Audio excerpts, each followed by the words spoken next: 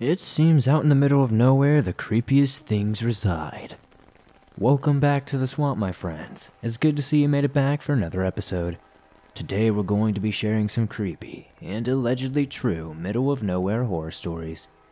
As always, if you have a story that you would like to share in a future video, be sure to submit your story at swampdweller.net. I'd love to share your story with everyone here in the swamp. Joining me today is my good friend Bad Vibe Storytelling. If you enjoy his voice, be sure to check out his channel. You can find the link down in the description down below. With that out of the way, let's get into these creepy and allegedly true middle of nowhere horror stories.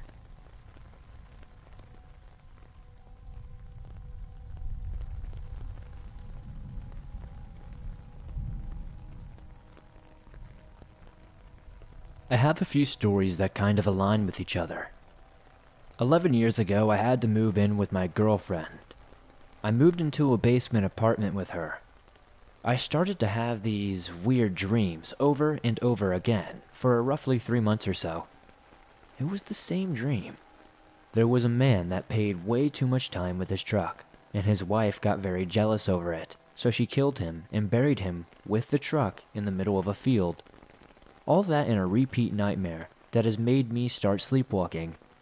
I brought it up to my girlfriend, and she told me how when her and her stepdad were digging for a septic tank, he found a truck buried in the front yard with a skeleton in it. Keep in mind, the house was in the middle of nowhere, sitting on probably about 150 acres of hills, trees, and fields. A little while later, I married her, and her stepdad had turned the barn into a garage, and I was working on welding up a horseshoe craft. Before I continue, I have to give you the layout. This garage is pretty big enough to put 4 big rigs in it and work around them, plus 2 narrows but long bays beside the big bay. There is one big red rig in there that has been out of commission for some time now because the air compressor went out on it. While I was working in there on my horseshoe crafts, I heard 3 knocks and some rustling by the rig. So I thought it was an animal or something, so I went to check it out and look in the rig, but I didn't really see anything. I walked around and still saw nothing, until I saw something written in the dust on the truck. It was one word: run. So I was on edge and a little freaked out, but I ended up going back to work. Half an hour went by, and I heard what sounded like a growl. Then the air horn went off and scared the absolute crap out of me. So I packed up and left. I grabbed some holy water and went back in there and started saying, "Be gone, demon, in Jesus' name." Then a black mass shot out of the door and went into an abandoned mine on the property. Since then, my father-in-law became bipolar. He was never that way. He was always a very sweet and very nice guy, and now he's just all over the place. I never had another experience like this. It still scares me to be in there. This is all true, and I swear that I would never make this up. The last thing that my father-in-law showed me was this picture of the truck, and it was the truck in my dreams. It's really weird. I know it might be a little bit all over the place and maybe not the scariest story you've ever shared, but thank you for sharing it if you choose to.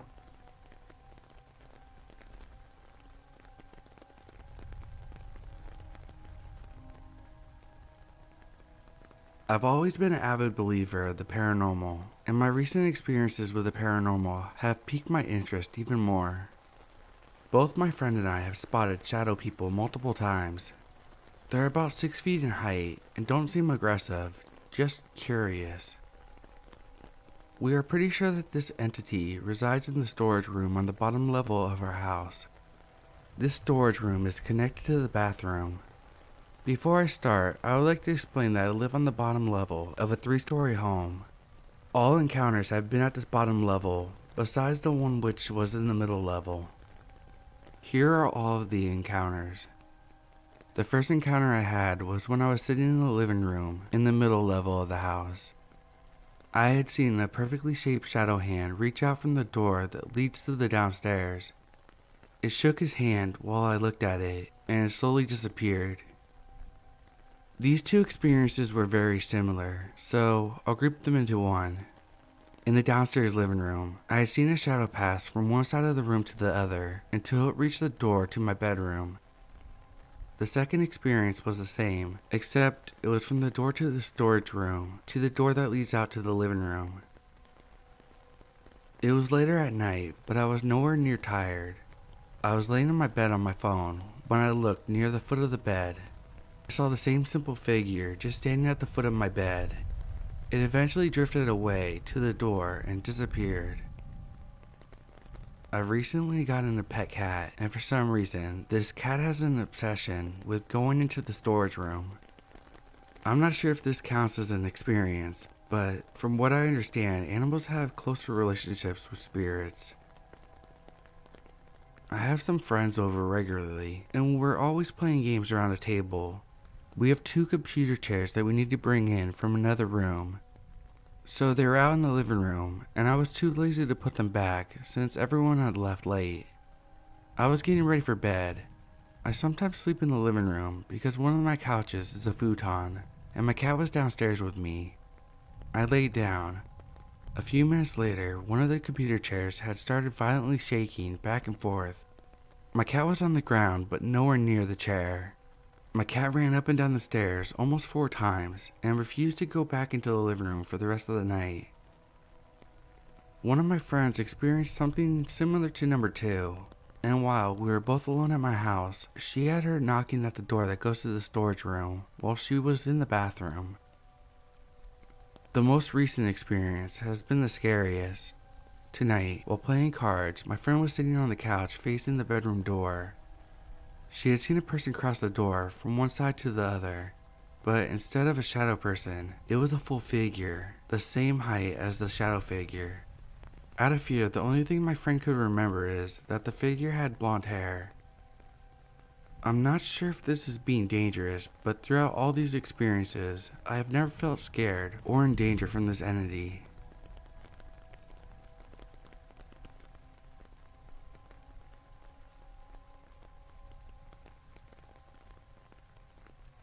When I was 17 years old, in 2005, I lived in a quiet village where nothing ever happened. At least, that's what we thought. I had just gotten my license and I was excited to meet up with my older boyfriend. It was the first time that I was able to drive my car alone since I was just getting my license, so the occasion was a celebration of sorts. I live in Wisconsin, so the distance between nowhere land and any sort of city is pretty long. Probably more than 40 miles at the very least. The highway to the major cities is a hop, skip, and a jump. Shortly after leaving the village, I noticed a white car on the side of the road, which would not be uncommon for the area, except for it being summer. During winter here, it is always a common courtesy to stop and see if anybody needs help, but since it was not danger season, I normally will not think twice about it. However, there was what looked to be an 8-year-old boy walking away from the car. We were at least a mile from civilization, 14 miles to the nearest city, and clearly in the middle of nowhere. I stopped to see what I could do to help. I had expected and assumed that he was with a grandparent that could not walk that sort of distance back to town for help. This was a time when having a cell phone was not all that common yet. It was about 2005 at the time. I pulled over next to the boy and asked him what was going on. He told me he was on his way to the only car repair shop in town, which was at least 3 miles away from where we were. I said that was an exceptionally long way to walk, and I offered him a ride. He was hesitant, and I told him I'm a student of the high school about a mile away. I would let him hold my cell phone and my ID until we got there if he felt afraid. He could easily dial 911 without me being able to stop him, and we were only a 3-minute drive from where he was going. I said we should talk to the other person in the car first, and the boy seemed to panic. First red flag. No, it's fine. Just go. I was like, okay. I was just a kid myself, and my local address was clearly on my ID. He looked at my ID for a moment and got in my car. He seemed at ease with holding my phone and ID. This was a time before you could dial 911 without a passcode. I gave him my passcode and he seemed at ease when he could get into my phone. I told him not to check my boyfriend's messages because he was too young. With the times and neighborhood we were around, that was reasonable to me. I did not suspect anything. Then the car that was pulled over that could not move suddenly screeched out of its spot and raced after me with the blinker on, insisting that I pull over. I looked over at the kid in my passenger seat with my eyebrow raised. The car pulled over behind me, got out, and slammed his car door behind him in a rage. He strutted up to my window. This was odd to me since they were supposed to be broken down. The kid looked extremely afraid. When he walked up, I rolled my window down enough so I could hear him, and he told me he was a social worker, and the child I had just picked up was a danger to himself and others, and I was in a dangerous situation with him sitting next to me while driving. He could have killed me. I was afraid because I could not have expected a broken down car to chase me, and I was having a hard time believing what he was saying. I turned to the boy next to me after I rolled up the window in the guy's face. I said, "Do you know this man? Is what he is saying true? I'm sorry, I'm really scared." The fear in my eyes, I think the kid misunderstood. I wasn't afraid of him. I was afraid of the man outside my window. The man said no. I think he was trying to protect me too. The situation was not sitting right with me, and something just seemed really off, and how aggressive the man outside my window was not really making me feel any better. The kid said no, he would be okay, and got out of my car and went with him. The look of dread on his face haunts my dreams to this day. It still did not set well with me when he got into the man's car and they drove away towards the city. I called my date and told him I would be extremely late and went to the school as fast as my car could take me with a license plate in mind. I talked to the liaison officer at my school after I ran into the building screaming his name like a banshee. I told him about the kid, and he said before I even got in there someone had dialed 911 about my stopping to pick up the kid, and they were apprehended just as I got to the school, which scared my liaison officer. I was the school's biggest goody two-shoes despite me being the only goth. I gave my statement right there. I was told to never, ever stop for a child again, lest I were to ever be suspected of abduction, and he said I was still in the wrong. I should have not gotten involved with that man. What if he had a gun? But the man in the car went to jail, and the boy was brought back home safely. He could not give me any details on the case, but since the man was apprehended and questioned, and the boy was brought home, that is all I ever really needed to know. I am not sure what crime I stopped that day, but that day, I know I saved that boy from certain unknown abuse. I'm glad I stopped.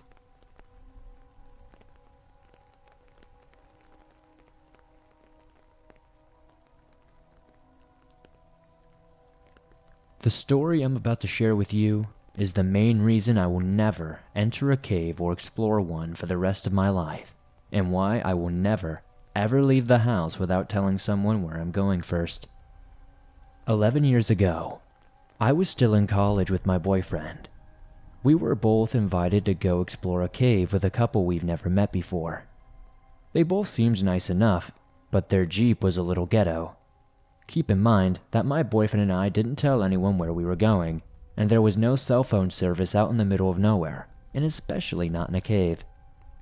They drove us 4 hours away from my college town into the middle of nowhere, in a place in Kentucky that I had never gone to before. Still, to this day, I have no idea where that cave was located. Even though I've tried several times to locate it on the internet and asked all of my friends, I just can't seem to find it. Anyway, we parked the car in a forest with no houses in sight, and they led us to a cliff with a tiny hole in the side of it, just big enough for me to slide into on my stomach. Before we entered, the couple put black latex gloves on, which struck me as odd. They led the way, and we slid through the tiny tunnel on our stomachs for what felt like 20 minutes, which made me quite claustrophobic, I might add. Eventually, we got to a little room the size of a large closet, just tall enough to sit in. I don't know why, but the guy lit a fire, which quickly filled the chamber with smoke, which was a little creepy, and I saw that he had a rope and a knife in his backpack. We continued sliding on our stomachs for 10 or more minutes, down the cave until we finally entered a huge cavern with ceilings covered in stalactites, 2 stories high. The cave went on forever and ever. It seemingly was endless. We walked and walked and, walked in complete darkness with only 2 flashlights. To my horror, I realized that the guy was holding a rock and kept looking back at me, and the girl was carrying a knife. At one point, the couple had made my boyfriend and I lead the way, and we almost thought we were about to be pushed into a deep hole. When I threw a rock into it, it felt like it fell forever. I heard it hit the bottom far, far below. I looked back to see the two strangers whispering to each other. The girl said, "Should we do it now?" They look up and see that I'm watching them, and I see the man look to the girl and shake his head. Were they planning something bad? So we head down another path. By this time, we've been lost for hours, but we finally find spray paint arrows pointing the way to a place that says, "Exit." But after a while, we realize that these arrows were probably made by some pranksters who put the arrows everywhere just to make people lost. Finally, I'm the first one to see twilight at the end of a large tunnel, and we make it outside into the real world. I'll never go anywhere with strangers. I'll never go back into a cave, and I'll never go anywhere without telling someone where I'm going.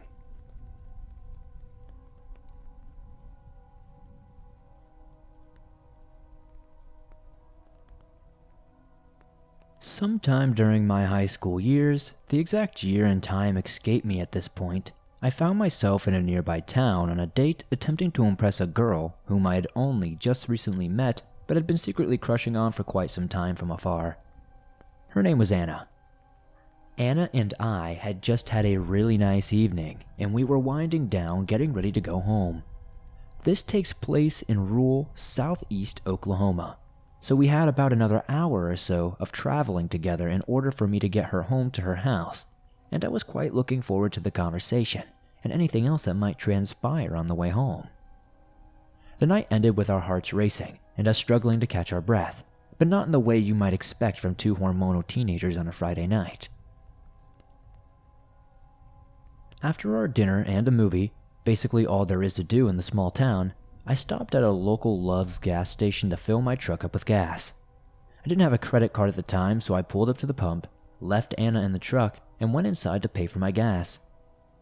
On the way inside, I noticed this old beaten-up Ford F-250 with two, dare I say, maybe three, rednecks staring at me. The beaten-up Ford wasn't an uncommon sight in rural Oklahoma, but the constant staring made me uneasy. When I returned to my truck and filled up, Anna informed me that they had been staring at her too, and that they were giving her the creeps. I told her they were probably just bored and messing with us, and we tried not to think much of it. I pulled out onto the street, pulled my truck into the turn lane, and began to turn onto Highway 3, which would take me all the way to Anna's house. The light was red and taking ages to turn. Everything in small-town Oklahoma seems to move slower than a snail in molasses, and as we were waiting, we noticed a truck pull up next to us. At first, we paid the truck no mind, but something was off. Out of the corner of my eye, I see something off-putting. We turn and look, and to our dismay, we see the same beaten-up Ford F-250 with now 3 people in the cab, all intently staring at us. Us being the zealous teenagers that we were, we decided to show these guys what we were made of, and as the light turned green, we rolled down our window, flashed a big smile across our faces, and gave them the biggest middle fingers that we could. We wanted to show them exactly what we thought of their endless staring. We then hit the gas and continued on our way home. A few moments pass by and Anna and I are laughing at what we just did to these idiot creeps, but eventually, the moment fades and we begin talking about something else. We get down the road a few miles and I notice a set of headlights coming from behind us. This road wasn't super busy, but we had just come from a larger town, so there wasn't anything off-putting about the lights at this point. However, after a few more moments, we realize something is really wrong. The headlights begin flashing and blinding us. The car begins swerving and eventually pulls over into the left lane and trying to get beside us. We quickly realized exactly who this was. I am by no means a car guy, but I recognized the shape of the hood of the truck. This was the beaten-up F-250 that we had just flipped off a few miles back, and now they were pissed and coming for us. At this point in my life, I was about 5'8" and weighed about 115 pounds soaking wet. I was a small guy, and I knew that I stood no chance against 3 larger guys. I was going to get pummeled into oblivion, or worse, we had no idea what they were going to do with Anna. I slammed on the gas and began traveling as fast as I could down the windy back roads of southeast Oklahoma, trying to come up with an idea of how to get out of this mess, and being in the middle of nowhere on the highway doesn't help that either. As we sped down the highway, I began to look for common landmarks that I knew on Highway 3. I just wasn't seeing them. I knew that we had been traveling for quite some time down this road, but it didn't seem the same. We slowly realized that we weren't on the right road. We had taken the wrong turn. Blinded by our hubris, we turned on a narrow country road that was certain to lead us to our death. We didn't know what to do. Of course, when I told this to my parents, they said things like, "You should have called 911 or you should have driven to the nearest police station." However, we didn't think to call 911 and we didn't know where the police station was because we were lost. So, we took matters into our own hands and continued traveling as fast as we could down the small, windy back road. We had a few near misses with the truck as they were attempting to rear-end us, or at least make us believe they were. But finally, after what seemed like a lifetime, we saw the shining beacon of light. I can't remember the specifics, but somehow we got far enough ahead that we began to think we might lose them. Out of the corner of my eye, we spotted a small local church. Anna checked behind us and we couldn't see their headlights, so I slammed on the brakes, killed the lights on my truck, and, in the pitch darkness, drove off the road through the lawn of the church and hid behind the building. We sat there panicking and wondering if they had seen us. It was a risky move. For all we know, we could be stuck, and if they saw us, we might not have a chance to escape. We sat and watched as the beat-up truck passed down the road at an incredible speed. I don't think they had seen us. We breathed a sigh of relief as we waited to see if they turned around. After a few moments passed, we pulled out of the parking lot, kicked it into high gear, and got back to town as quickly as we could. We both learned a lesson in flipping off shady rednecks that night, and to my knowledge, we haven't done so since.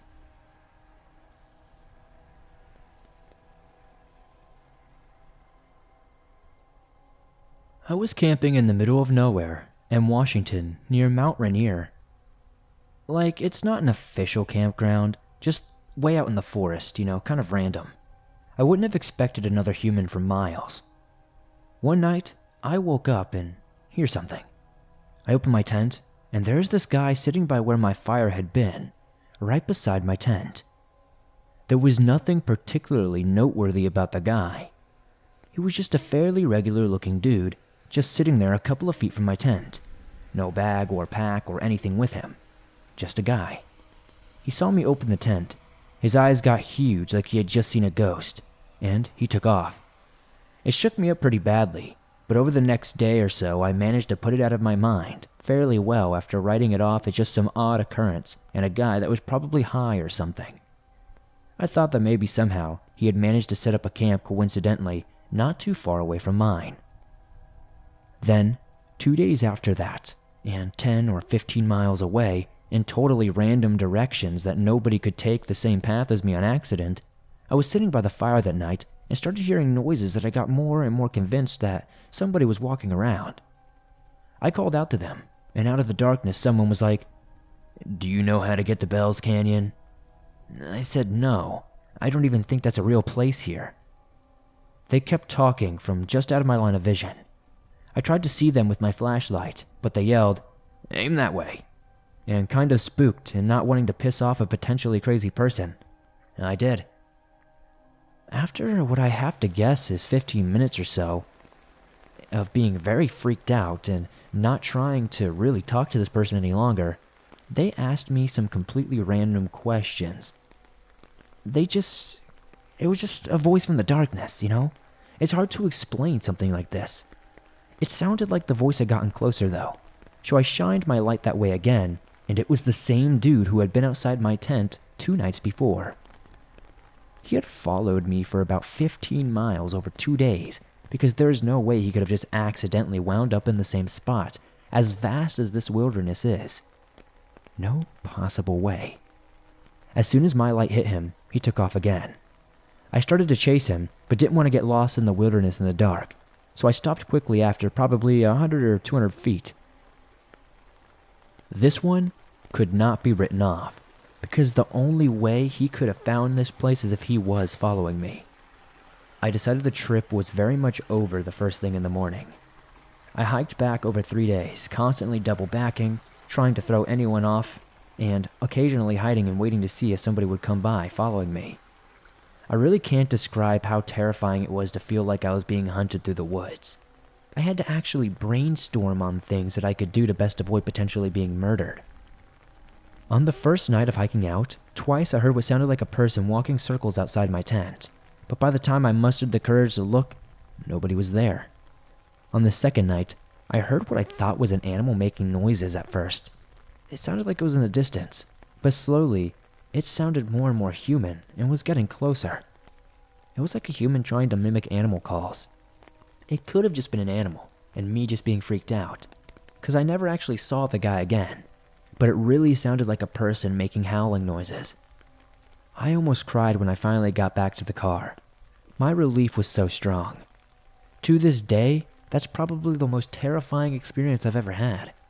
I have no idea who that guy was or what his intentions were, and no way of getting an explanation, but I really can't articulate just what a terrifying few days it was.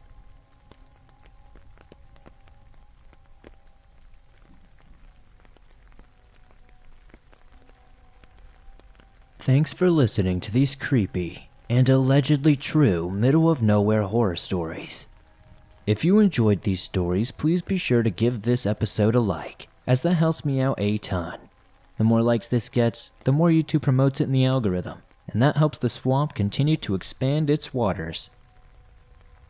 If you're listening on iTunes or a different podcast platform, please give this episode a 5-star rating, as that really helps me out over there, and I'm truly thankful for it.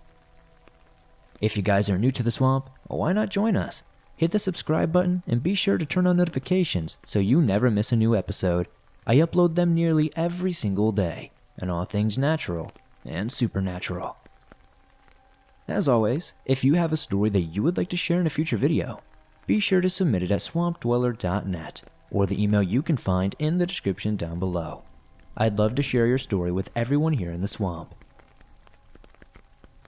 If you're on the go and don't have YouTube Premium, but still want to listen to your favorite Swamp Dweller scary stories no matter where you are, you can download them absolutely free from iTunes, Spotify, Stitcher Radio, and just about everywhere else you find your favorite podcast. If you guys would like to support the swamp outside of hitting that like button, giving us a 5-star rating on iTunes, and subscribing to our YouTube channel, maybe check out the merch store. I've got face masks, hoodies, t-shirts, and just about everything else you could ever want. I'd love to see you guys rocking some cool swamp threads. Much love to my good friend Bad Vibe Storytelling for helping me read story number 2 today. If you enjoy his voice and storytelling, please be sure to subscribe to his channel. You can find a link to do so in the description.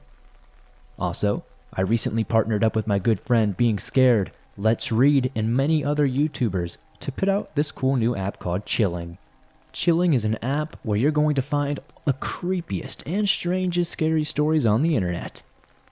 You're going to find all your favorite narrators there, and better yet, all the stories are exclusive, so you won't hear them on YouTube or anywhere else. You can start your free trial with the link in the description. I'd love to know what story was your favorite tonight in the comments down below. Thank you as always for supporting the swamp the way you do. Don't forget to join me on Instagram, Twitter, and Facebook, and I'll see you soon with another creepy video.